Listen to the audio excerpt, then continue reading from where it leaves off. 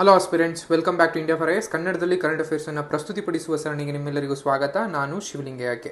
So ನಾವು ಇವತ್ತು discuss ಮಾಡೋದಕ್ಕಿಂತ ಹೊಟ್ಟಿರೋ ಟಾಪಿಕ್ ಬಂದು ಫೇಮ್ ಸ್ಕೀಮ್ ಅಂತ. ನಿಮಗೆಲ್ಲ ಗೊತ್ತಿದ್ದಂಗೆ ಯೂಶಲಿ ಅಂದರೆ ಇತ್ತೀಚೆಗೆ faster adaptation of and manufacturing of hybrid and electric vehicles ಅನ್ನಂತಹ ಫೇಮ್ ಸ್ಕೀಮ್ ಅಂತ ಕರಿತೀವಿ. ಇದನ್ನು ಯೂಶಲಿ ಒಂದು ಕೇಂದ್ರ ಸರ್ಕಾರದ ವಲಯ ಯೋಜನೆಯಾದಂತಹ ಈ ಫೇಮ್ ಸ್ಕೀಮ್ ಬಗ್ಗೆ ಇವತ್ತು ಮಾತಾಡ್ತಾ ಬಂದಿದ್ದೀವಿ. ಫೇಮ್ ಸ್ಕೀಮ್ ಏನಕ್ಕೆ ನ್ಯೂಸಲ್ಲಿ ಇತ್ತು ಅಂತ ನೋಡೋದಾದ್ರೆ, ಇತ್ತೀಚೆಗೆ ಅಸೋಚಾಮ್ ಅಂತ ಒಂದು ಸಂಸ್ಥೆ ಇರುವಂತಹ ಅಸೋಚಾಮ್ ಅದರ ವರದಿಯ ಪ್ರಕಾರ ಫೇಮ್ ಯೋಜನೆಯನ್ನ ಕನಿಷ್ಠ ಇನ್ನು 3 ರಿಂದ 5 ವರ್ಷಗಳವರೆಗೆ ಭಾರತದಲ್ಲಿ ಮುಂದುವರಿಸಬೇಕು ಅಂತ ಒಂದು ವರದಿಯನ್ನ ನೀಡಿದೆ. ಹಾಗಿದ್ರೆ ಏನಿದು ಫೇಮ್ ಯೋಜನೆ ಅಂದ್ರೆ ಏನು, ಸೊ ಇದರಿಂದ ಆಗುವಂತ ಏನು ಉಪಯೋಗಗಳೇನೇನು, ಸೊ ಅದನ್ನ ಏನಕ್ಕೆ ನಾವು ಇನ್ನು 3 ರಿಂದ 5 ವರ್ಷ ಏನಕ್ಕೆ ಮುಂದುವರಿಸಬೇಕು ಅನ್ನಂತಹ ಮಾಹಿತಿಯನ್ನ ಈ ವಿಡಿಯೋದಲ್ಲಿ ನೋಡ್ತಾ ಹೋಗೋಣ. ಸೊ ಮೊದಲಿಗೆ ಫೇಮ್ ಅಂದ್ರೆ ಏನು ಅಂತ ನೋಡೋದಾದ್ರೆ, faster adaptation and manufacturing of hybrid and electric vehicles ಅಂತ ಕರಿತೀವಿ. ಅಂದ್ರೆ ಯೂಶಲಿ ನಾವು ಏನು ಹೈಬ್ರಿಡ್ ಅಂಡ್ ಎಲೆಕ್ಟ್ರಾನಿಕ್ ವೆಹಿಕಲ್ಸ್ ಅಂತ ಏನು ಕರಿತೀವಿ ಅಂದ್ರೆ ಎಲೆಕ್ಟ್ರಾನಿಕ್ ವಾಹನಗಳನ್ನ ಹೊಂದಿಕೊಳ್ಳುವ, ಅದನ್ನ ಉತ್ಪಾದಿಸುವ ಮತ್ತು ಅದನ್ನ ಬಳಸುವಂತಹ ಒಂದು ತಂತ್ರಜ್ಞಾನವನ್ನ ಈ ಫೇಮ್ ಸ್ಕೀಮ್ ಅಂಡರ್ ಅಲ್ಲಿ ತರಲಾಗಿದೆ. ಸೊ ಹಾಗಿದ್ರೆ ಏನು ಈ ಫೇಮ್ ಸ್ಕೀಮ್ ಅಂತ ನೋಡೋದಾದ್ರೆ, ಯೂಶಲಿ ಫೇಮ್ ಯೋಜನೆಯನ್ನ ಮುಂದುವರಿಕೆ ಮಾಡಬೇಕು ಅಂದ್ರೆ ಯೂಶಲಿ ಇದನ್ನ ನಾವು ಇನ್ನೂ ಮುಂದುವರಿಸಿಕೊಂಡು ಹೋಗಬೇಕು. ಅದರಿಂದಾಗಿ ಸಿಗುವಂತಹ ಪ್ರಯೋಜನಗಳನ್ನ ನಾವು ಪಡ್ಕೋಬೇಕಾಗಿದೆ. 3 ರಿಂದ 5 ವರ್ಷಗಳಿಗೆ ಮುಂದುವರಿಸೋದ್ರಿಂದಾಗಿ ಸೊ ಈ ಎಲೆಕ್ಟ್ರಿಕಲ್ ವೆಹಿಕಲ್ ಅಂತ ಏನ್ ಕರಿತೀವಿ, ಸೊ ಈ ಎಲೆಕ್ಟ್ರಿಕಲ್ ವೆಹಿಕಲ್ ಮಾರುಕಟ್ಟೆಯಲ್ಲಿ ನಾವು ಇನ್ನೊಂದಷ್ಟು ಪ್ರಬುದ್ಧವಾಗಲು ಈ ಯೋಜನೆ ನಮಗೆ ಸಹಕಾರಿಯಾಗುತ್ತೆ ಅಂತಾನೆ ಭಾವಿಸ್ತಾ ಬರಲಾಗಿದೆ. ಸೊ ಅದ್ರ ಜೊತೆಗೆ ಈ ಎಲೆಕ್ಟ್ರಿಕಲ್ ವೆಹಿಕಲ್ಸ್ ಮತ್ತು ಹೈಬ್ರಿಡ್ ಎಲೆಕ್ಟ್ರಿಕಲ್ ವೆಹಿಕಲ್ ಇವೆರಡಕ್ಕೂ ಕೂಡ ಪ್ರಯೋಜನವನ್ನ ಮುಂದುವರಿಸಬೇಕು ಅಂತ ಕೂಡ ಈ ವರದಿನಲ್ಲಿ ಹೇಳಲಾಗಿದೆ. ಸೊ ಇವಿಗಳಿಗೆ ಪ್ರಯೋಜನಗಳನ್ನ ಬ್ಯಾಟರಿ ಗಾತ್ರಕ್ಕೆ ಅಂದ್ರೆ ಲಿಂಕ್ ಮಾಡಬಹುದು. ಸೊ ಅದರ ಯೋಜನೆಯನ್ನ ಅದ್ರ ಪಡೆಯುವಂತಹ ಒಂದು ಪ್ರಯೋಜನಗಳ ಎಷ್ಟು ಪ್ರಮಾಣದಲ್ಲಿ ಅಂದ್ರೆ ಯಾವ ಸಾಮರ್ಥ್ಯದಲ್ಲಿ ಒಂದು ಬ್ಯಾಟರಿಯನ್ನ ಬಳಸಲಾಗಿರುತ್ತೆ, ಹೊಂದಿರಲಾಗುತ್ತೆ, ಅದ್ರ ಬೇಸಿಸ್ ಮೇಲೆ ಲಿಂಕ್ ಮಾಡಬೇಕು ಅಂತ ಹೇಳಲಾಗಿದೆ. ಸೊ ಅದ್ರ ಜೊತೆಗೇನೆ ರಸ್ತೆ ತೆರಿಗೆ ವಿನಾಯಿತಿಗಳ ಮೂಲಕ ಒಂದು ಪ್ರಬಲವಾದಂತಹ ಎಲೆಕ್ಟ್ರಿಕಲ್ ಹೈಬ್ರಿಡ್ ಎಲೆಕ್ಟ್ರಿಕಲ್ ವೆಹಿಕಲ್ಸ್ ಗಳನ್ನ ಪ್ರೋತ್ಸಾಹ ಮಾಡಬೇಕು ಅಂತಲೂ ಕೂಡ ಒಂದು ವರದಿಯನ್ನ ನೀಡಿ. ಇದ್ರ ಜೊತೆಗೆ ಫೇಮ್ 1, ಫೇಮ್ 2, ಫೇಮ್ 3 ಅಂತ 3 ನಿಮಗೆ ಗೊತ್ತಿರಬೇಕಾಗುತ್ತೆ. ಫೇಮ್ 3 ಇತ್ತೀಚೆಗೆ ಬಂದಿದ್ದಂತಹ ಒಂದು ಸ್ಕೀಮ್. ಸೊ ಇದಕ್ಕೆ ಮುಂಚೆ ಇದ್ದಂತಹ ಫೇಮ್ 1 ಅನ್ನ ನೋಡೋದಾದ್ರೆ ಯೂಶಲಿ ಅದು ಸ್ಟಾರ್ಟ್ ಆಗಿದ್ದು 2015 ಅಲ್ಲಿ 2015ರಲ್ಲಿ ಇದನ್ನ ಯೂಶಲಿ ಸ್ಟಾರ್ಟ್ ಆಯಿತು ಅಂಡ್ ಎಕ್ಸ್ಪೆಕ್ಟೆಡ್ ಡೇಟ್ ಎಂಡ್ ಆಗಬೇಕಾಗಿದ್ದು 2017ರಲ್ಲಿ, ಬಟ್ ಅದನ್ನ 2019ವರೆಗೂ ಕೂಡ ಒಂದು ಎಕ್ಸ್ಪ್ಯಾಂಡ್ ಮಾಡಲಾಯಿತು. ಇನಿಷಿಯಲ್ ಬಜೆಟ್ 795 ಕೋಟಿಗಳೊಂದಿಗೆ ಇದನ್ನು ಶುರು ಮಾಡಲಾಯಿತು, ಬಟ್ ಎಕ್ಸ್ಟೆಂಡೆಡ್ ಬಜೆಟ್ ಅದು 895 ಬಜೆಟ್ಗಳಿಗೂ ಕೂಡ 895 ಕೋಟಿಗಳಿಗೂ ಕೂಡ ಹೋಯ್ತಿದ್ದು. ಸೊ ಅಬ್ಜೆಕ್ಟಿವ್ ಬಂದು usually stake holders for the implementation and allocation of the fund, usually ಅದು ನಮಗೆ ಇದ್ದಂತಹ ಒಂದು ಯೋಜನೆಯ ಒಂದು ಉದ್ದೇಶಗಳಾಗಿತ್ತು. ಇನ್ನು ಫೇಮ್ 2 ಯೋಜನೆ ಬಂದಾಗ ನಮಗೆ 2019ರಲ್ಲಿ ಅಂದ್ರೆ ಏಪ್ರಿಲ್ 1ನೇ ತಾರೀಕು 1919ರಲ್ಲಿ ಯೂಶಲಿ ಫೇಮ್ 2 ಸ್ಕೀಮ್ ಅನ್ನ ನಾವು ಸ್ಟಾರ್ಟ್ ಮಾಡಲಾಯಿತು. ಸೊ ಅದರ ಎಕ್ಸ್ಪೈರಿ ಡೇಟ್ ಬಂದು ಅಂದ್ರೆ ಎಲ್ಲಿವರೆಗೂ ಮುಗಿತು ಅಂದ್ರೆ ಯೂಶಲಿ 31/3/2022ರವರೆಗೆ ಈ ಯೋಜನೆಯನ್ನ ಮುಂದುವರ್ಸ್ಕೊಂಡ್ ಬರಲಾಯಿತು. ಸೊ ಇದರಲ್ಲಿ ಇನಿಷಿಯಲ್ ಬಜೆಟ್ ಬಂದು ನಿಮಗೆ ಗೊತ್ತಿರೋ ಹಾಗೆ ಬರೋಬ್ಬರಿ 795 ಕೋಟಿಯಿಂದ 10,000 ಕೋಟಿಗಳಿಗೂ ಕೂಡ ಈ ಯೋಜನೆಯ ಒಂದು ಬಜೆಟ್ ಅನ್ನ ಎಕ್ಸ್ಪ್ಯಾಂಡ್ ಮಾಡಲಾಗಿರುತ್ತೆ. ಸೊ ಇದರಲ್ಲಿ ಮೇನ್ ಅಬ್ಜೆಕ್ಟಿವ್ ಏನು, ಅದು ಫೇಮ್ 2 ನ ಉದ್ದೇಶಗಳು ಏನೇನು ಅಂದ್ರೆ ಯೂಶಲಿ ಮೊದಲಿದ್ದಂತಹ ಉದ್ದೇಶಗಳ ಜೊತೆಗೆ ಒಂದು ಟೆಕ್ನಾಲಜಿ ಡೆವಲಪ್ಮೆಂಟ್ ಆಗಿರ್ಬೋದು, ಅಥವಾ ಮಾರ್ಕೆಟ್ ಕ್ರಿಯೇಷನ್ ಆಗಿರ್ಬೋದು, ಅಂಡ್ ಡಿಮ್ಯಾಂಡ್ ಅಗ್ರಿಗೇಷನ್ ಆಗಿರ್ಬೋದು, ಅಥವಾ ಪೈಲಟ್ ಪ್ರಾಜೆಕ್ಟ್ ಆದಂತಹ ಅಥವಾ ಚಾರ್ಜಿಂಗ್ ಇನ್ಫ್ರಾಸ್ಟ್ರಕ್ಚರ್ಗಳನ್ನ ಹೆಚ್ಚು ಮಾಡುವ ಅಥವಾ ನಿರ್ಮಿಸುವ ಅದನ್ನ ಯೋಜನೆಯನ್ನ ಈ ಉದ್ದೇಶಗಳನ್ನ ಈ ಯೋಜನೆಯಲ್ಲಿ ಫೇಮ್ 2 ನಲ್ಲಿ ಹೊಂದಿತ್ತು. ಇದರ ಫೇಮ್ 1 ಅಂಡ್ 2 ನ ಒಂದು ಫೇಮ್ 3 ಅನ್ನ ಯೂಶಲಿ ಯೋಜನೆ ಮಾಡಲಾಗಿದೆ. ಫೇಮ್ 3 ಬಂದು ಯೂಶಲಿ ಇದಕ್ಕೆ ಟಾರ್ಗೆಟೆಡ್ ಸಬ್ಸಿಡಿಯನ್ನು ಕೊಡುವಂತಹ ಒಂದು ಯೋಜನೆಯನ್ನ ಹಮ್ಮಿಕೊಳ್ಳಲಾಗಿದೆ. ಇದ್ರ ಜೊತೆಗೆ ಇವಿ ಮೇಕರ್ಸ್ ಏನಿದ್ದಾರೆ ಇದ್ರದ್ದು ಇವಿಯ ಒಂದು ಫೇಮ್ ಸ್ಕೀಮ್ ಅನ್ನ ಒಂದು ಇನ್ನೊಂದಷ್ಟು ಎಕ್ಸ್ಟೆನ್ಷನ್ ಮಾಡಬೇಕು ಇದು ಸ್ಕೀಮ್ಸ್ ಅನ್ನೋದು ಅವ್ರು ಕೇಳ್ಕೊಳ್ಳಲಾಗಿದೆ.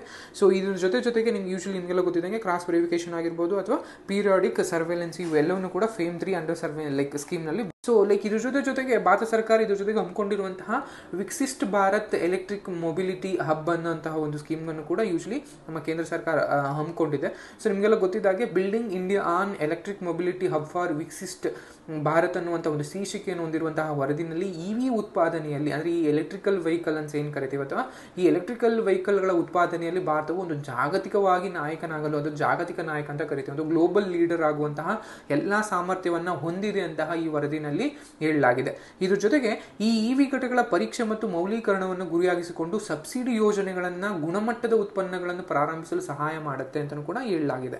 ಸೊ ಆಗ್ನೇಯ ಏಷ್ಯಾ ಆಗಿರ್ಬೋದು, ಲ್ಯಾಟಿನ್ ಅಮೆರಿಕ ಆಗಿರ್ಬೋದು, ಮಧ್ಯಪ್ರಾಚ್ಯ ಅಥವಾ ಆಫ್ರಿಕಾ ದೇಶಗಳಿಗೆ ಅಥವಾ ಪ್ರದೇಶಗಳಿಗೆ ಈ ಇವಿಗಳನ್ನ ಅಂದ್ರೆ ಇವಿ ಎಲೆಕ್ಟ್ರಿಕಲ್ ವೆಹಿಕಲ್ಗಳನ್ನ ಅದ್ರ ಜೊತೆಗೆ ಇವಿ ವೆಹಿಕಲ್ಗಳಿಗೆ ಬೇಕಾದಂತಹ ಒಂದು ಘಟಕಗಳನ್ನ ಕಾಂಪೋನೆಂಟ್ಗಳನ್ನ ರಫ್ತುಗಳನ್ನಾಗಿ ವಿಸ್ತರಿಸುವಂತಹ ಒಂದು ಭಾರತ ಗಮನ ಹರಿಸಬೇಕು ಅಂತಾನೂ ಕೂಡ ಈ ವರದಿನಲ್ಲಿ ಮೂಲ ಸೌಕರ್ಯಗಳು ಮತ್ತು ನೀತಿ ಶಿಫಾರಸುಗಳು ಅಂತಾನೆ ಕರಿತೀವಿ. ಅಂದ್ರೆ ಯೂಶಲಿ ಏನೇನಾಗಿದೆ ಅಂದ್ರೆ ಯೂಶಲಿ ಈ ಎಲೆಕ್ಟ್ರಿಕಲ್ ವೆಹಿಕಲ್ಸ್ ಬಳಸಬೇಕು ಅಂದ್ರೆ ಅದಕ್ಕೆ ಬೇಕಾದಂತ ನಮ್ಗೆ ಯೂಶಲಿ ಒಂದು ಚಾರ್ಜಿಂಗ್ ಸ್ಟೇಷನ್ಗಳು, ಅಂದ್ರೆ ಅದಕ್ಕೆ ಬೇಕಾದಂತಹ ಒಂದು ಚಾರ್ಜಿಂಗ್ ಸ್ಟೇಷನ್ಗಳಾಗಿರ್ಬೋದು, ಆಮೇಲೆ ಬ್ಯಾಟ್ರಿಗಳಾಗಿರ್ಬೋದು, ಅದಕ್ಕೆ ಬೇಕಾದಂತಹ ಲಿಥಿಯಂ ಖನಿಜಗಳಾಗಿರ್ಬೋದು ಅಥವಾ ಲಿಥಿಯಂನ ಪ್ರೋಸೆಸ್ ಮಾಡಿ ಅದನ್ನ ಯೂಶಲಿ ಬ್ಯಾಟ್ರಿಗಳಾಗಿ ಕನ್ವರ್ಟ್ ಮಾಡುವಂತಹ ಒಂದು ಮ್ಯಾನುಫ್ಯಾಕ್ಚರಿಂಗ್ ಸೆಂಟರ್ಗಳಾಗಿರ್ಬೋದು, ಇವೆಲ್ಲವೂ ಕೂಡ ನಮಗೆ ಬೇಕಾದಂತಹ ಒಂದು ಮೂಲ ಸೌಕರ್ಯ ಅಥವಾ ಇನ್ಫ್ರಾಸ್ಟ್ರಕ್ಚರ್ಸ್ ಅಂತ ಬರಿತೀವಿ.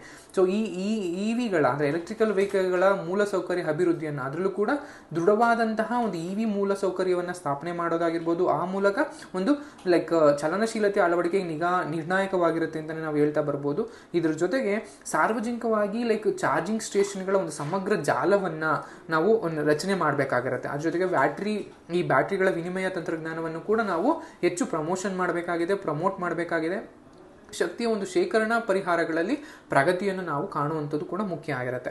ಇದ್ರ ಜೊತೆಗೆ ಸಾರ್ವಜನಿಕ ಖಾಸಗಿ like public and private partnership ಅಂತ ಏನು ಕರಿತೀವಿ, ಅಥವಾ ಸಹಭಾಗಿತ್ವ ಅಂತ ಏನು ಕರಿತೀವಿ, ಇದರಲ್ಲಿ ಒಂದು ಅಭಿವೃದ್ಧಿಯನ್ನು ವೇಗಗೊಳಿಸಿ ಮೂಲಸೌಕರ್ಯ ಆಗಿರ್ಬೋದು ಅಥವಾ ಲೈಕ್ ಕಾಸ್ಟ್ ಎಫೆಕ್ಟಿಂಗ್ ಆಗಿರ್ಬೋದು, ಆ ಮೂಲಕ ಚಾರ್ಜಿಂಗ್ಗಳಿಗೆ ನಗರ ಮತ್ತು ಗ್ರಾಮೀಣ ಪ್ರದೇಶಗಳು ಎರಡೂ ಕೂಡ ಈಕ್ವಲ್ ಆಗಿ ಪ್ರವೇಶವನ್ನು ಹೊಂದುವಂತೆ, ಅಥವಾ ಎರಡಕ್ಕೂ ಲೈಕ್ ಗ್ರಾಮೀಣ ಪ್ರದೇಶ ಮತ್ತು ನಗರ ಪ್ರದೇಶ ಎರಡೂಗಳಲ್ಲೂ ಕೂಡ ಒಂದು ಚಾರ್ಜಿಂಗ್ ಸ್ಟೇಷನ್ಗಳ ಅಥವಾ ಚಾರ್ಜಿಂಗ್ ಮೂಲಸೌಕರ್ಯಗಳ ಒಂದು ಮೂಲಸೌಕರ್ಯವನ್ನು ಹಮ್ಮಿಕೊಳ್ಬೇಕಾಗಿರುತ್ತೆ. ಅದು ಕೂಡ ನಾವು ಖಚಿತಪಡಿಸ್ಕೋಬೇಕಾಗಿರುತ್ತೆ.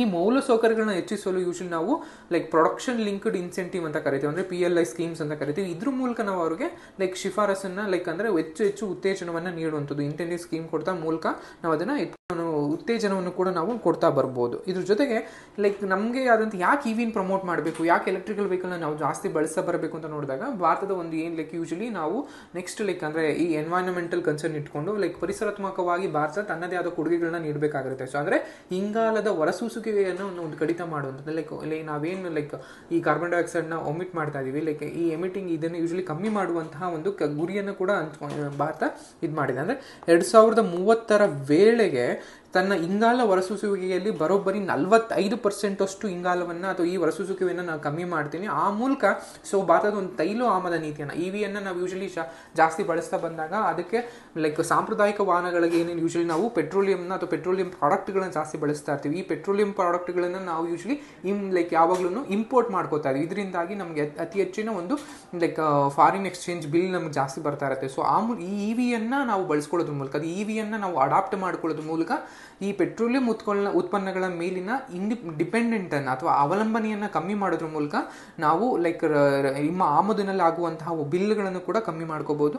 ಇದ್ರ ಜೊತೆಗೆ 2030 ವೇಳೆಗೆ ತನ್ನ ಎಲ್ಲಾ ವಾಹನಗಳಲ್ಲಿ ಇವಿಯನ್ನು ಬರೋಬ್ಬರಿ 30% ಅಷ್ಟು ಬಳಕೆಯನ್ನ ಮಾಡುವ ಅಥವಾ ಅದನ್ನ ಅಳವಡಿಸಿಕೊಳ್ಳುವಂತಹ ಗುರಿಯನ್ನು ಕೂಡ ಈ ಫೇಮ್ ಆಗಿದೆ.